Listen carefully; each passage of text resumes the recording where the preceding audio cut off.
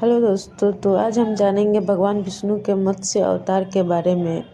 तो ये कहानी स्टार्ट होती है राजा मनु से। राजा मनु मानव जाति के आदि पुरुष माने जाते हैं। वे सत्य, धर्म और करुणा के प्रतीक थे।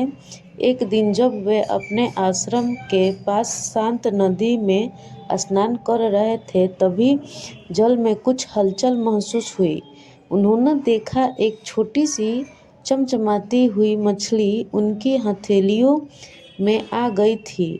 उनकी आंखों में एक अद्भुत चमक थी, मानो वो कोई साधारण जीव नहीं बल्कि दिव्यता का संदेशवाहक हो। जैसे ही मनु उसे जल में छोड़ने लगे, वह कोमल स्वर में बोली, हे राजन, इस विशाल जल में बड़ी मछलियाँ मुझे निगल सकती हैं। मैं तुम्हारी शरण में आई हूँ, कृपया मेरी रक्षा करो। राजा चकित रह गए। एक मछली बोल रही थी। उनके हृदय में करुणा उमड़ आई और उन्होंने उसे अपने कमंडल में रख लिया। परंतु आश्चर्य, रात बीतते ही वह मछली इतनी बढ़ गई कि वह कमंडल में समाना असंभव हो गया। राजा ने उसे एक बड़े से घड़े में डाला, पर वह वहाँ भी कुछ ही समय में विशाल हो गई। तब वह उसे एक झील में डाल दिया, लेकिन वह वहाँ भी लगातार बढ़ती ही गई। अंततः जब राजा ने उसे समुद्र में छोड़ा, तो वह एक विकराल रूप में दैवीय मत्स्य रूप में वह प्रकट हुई। समुद्र की लहरें गरज उठी, आकाश बिजली की चमक से दहाड़ने लगा और वह मत्स्य शानदार, तेजस्वी और दिव्य रूप में वह राजा के सामने प्रकट हुआ। तभी उसकी गरजती हुई स्वर सुनाई दी, हे मनु, मैं कोई साधारण मछली नहीं, मैं स्वयं नारायण हूँ। शीघ्र ही पृथ्वी पर प्रलय आने वाला है। सारा संसार जल में डूब जाएगा, परंतु तुम एक विशाल नौका का निर्माण करो। उसमें 7 महान ऋषियों, समस्त जीवों के बीच अन्य औषधियाँ और ज्ञान को सुरक्षित रखो।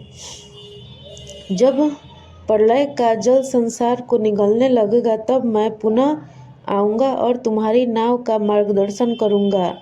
मनु अचंभित थे, लेकिन उन्होंने भगवान की आज्ञा का शिरोधार्य किया। उन्होंने वैसा ही किया जैसा भगवान ने कहा था। और फिर वह दिन आ पहुँचा। अचानक भयंकर गर्जना के साथ भारी वर्षा की धाराएं फूट पड़ी।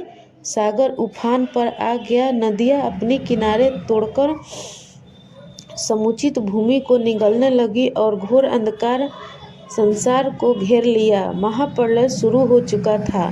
पर्वत जल में डूब गए। धरती का हर कोना जल राशि में समा गया। तभी जल में प्रचंड वेग के बीच आकाश में एक दिव्य प्रकाश प्रकट हुआ। भगवान विष्णु ने विशाल रूप में मत्स्य का रूप धारण किया था। उनकी शरीर की आभा से समुद्र जगमगाने लगा। उन्होंने अपनी विशाल गूंज से प्रलय की उग्र लहरों की नियंत्रित किया और राजा मनु के नाव को अपने विशाल सिंह में बांध लिया। परंतु संकट अभी समाप्त नहीं हुआ था। वेदों के पवित्र ज्ञान को चुराने वाला हैग्रीव नामक असुर समुद्र की गहराइयों में छिपा बैठा था।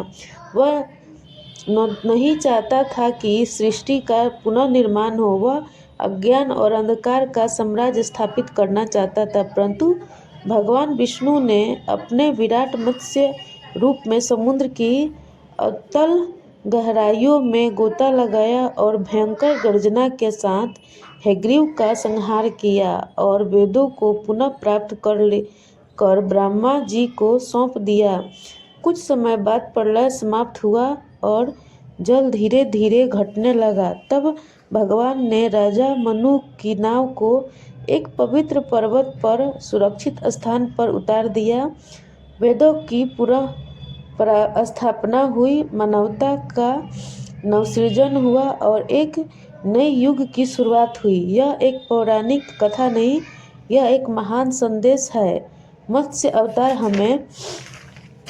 हमें सिखाता है कि जब भी विशाल विनाश की लहरें चारों ओर उमड़ने लगे, जब अज्ञान का अंधकार ज्ञान को निगलने का प्रयास करे, तब सृष्टि संकट में हो, तब भगवान किसी न किसी रूप में प्रकट होते हैं और धर्म की रक्षा करते हैं। इस कथा का वैज्ञानिक दृष्टिकोण भी अत्यंत रोचक है। आप ऐसे ही कहानी भगवान विष्णु के अवतारों के बारे में जानने के लिए हमें सब्सक्राइब और लाइक करें। Thank you.